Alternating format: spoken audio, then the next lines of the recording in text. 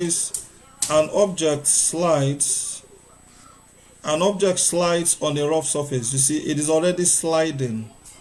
Now, in a question, whenever you see rough surface, always know that that question has to do with frictional force. There are some statements that you need to watch out for to solve questions. So an object slides, okay, on a rough surface. Rough surface there means friction. It says with an applied force of 10 newtons. So this question here, we are given an applied force of 10 newtons. And the coefficient of kinetic friction, already kinetic means the object is sliding. It confirms this. And so the coefficient of kinetic friction is 0.2. And they gave us the mass of the object M is 1 kilogram. And now we are asked to find the acceleration of the object. This is beautiful. Now, I want to say this. The only reason they can ask us to find the acceleration of this object is because the object is already in motion. The object is moving. It is kinetic. Kinetic simply means motion. Dynamic means motion. It's already moving. In the case of static, it is not moving at all. There is no acceleration. As a matter of fact, let me also say this.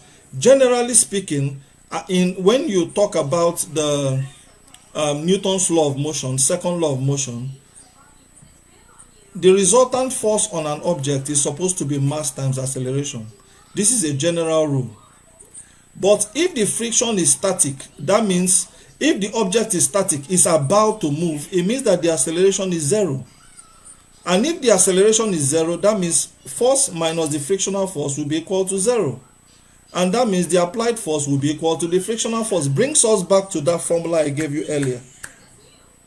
So it is still the same thing, but the difference is that when the object is about to move, the acceleration is 0.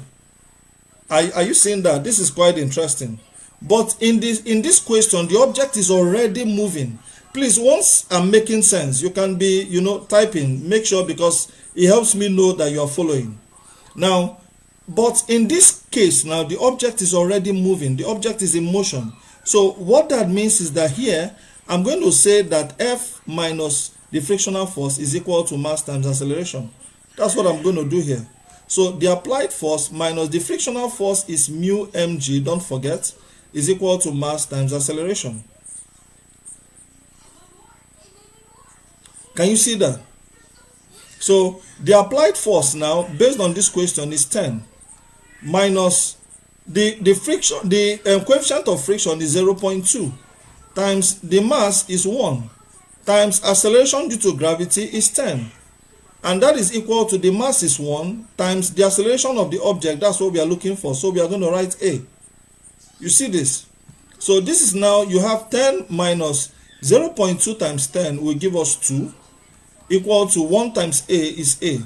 So 10 minus 2 is 8. So A is equal to 8. So the acceleration of this object is 8 meters per second squared. This is amazing.